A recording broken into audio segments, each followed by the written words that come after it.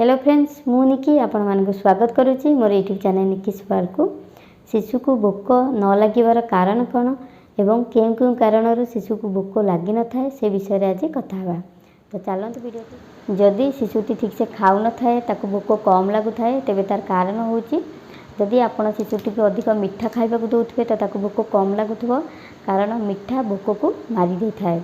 तो 2 वर्षर छोट शिशु मानक जदि आप मीठा न देउछन तो बहुत भल, जदि देउछन बहुत कम मात्रा रे दियंतु। सेकेंड होची जदि आप शिशु को अधिक क्षीर पीवाक दउथबे तो क्षीर रे तार पेट भरी जाउथबो, तो से खाद्य को ग्रहण कर नथिबो। तो क्षीर आ खाइबा भितर गैप रखिकी आप दियंतु। तो बेले बेले कौन हुए ना हमको लगे कि शिशुटी किसी खाऊनी, बट से तार रिक्वायरमेंट अनुसार से खाई थाए। तो केमिति जानवे शिशुटी खाऊची कि नहीं, तार ग्रोथ भी जानीपर, तार हाइट आ वेट जदि ठीक से बढ़ुची तेरे जानवे से ठीक से खाऊची।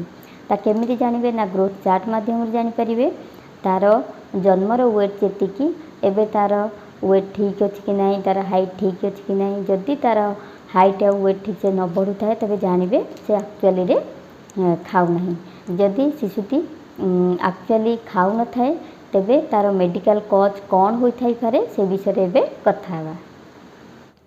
फर्स्ट होची आयरन अभाव। जदि शिशु देह रे आयरन अभाव देखा दे थाए तेबे शिशुटी चिड़चिड़ा होई थाए, ताकू भोक कम लगी थाए। तो आयरन बॉडी रे हीमोग्लोबिन तैयारी करिबारे सहाय्य करे। हीमोग्लोबिन लंग्स रु ऑक्सीजन नेकी चारियारे पहुँची थाए। जदि आयरन रो मात्रा कम हबो, हीमोग्लोबिन कम हबो।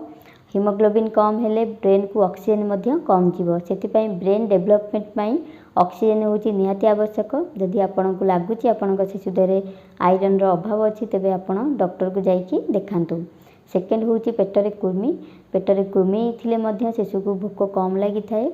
तो सेतिपई शिशुर हाइजीन आपण भलसे मेंटेन करंतु।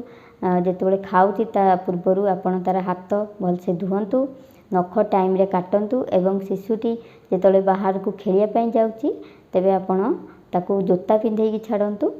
थर्ड होची कॉन्स्टिपेशन। कॉन्स्टिपेशन पाई मध्य शिशु को भोक कम लगी थाए, सेतिपई आपण प्रत्येक दिन शिशु डाइट रे आपण फल आउ पनीपरिबा तार डाइट रे ऐड करंतु।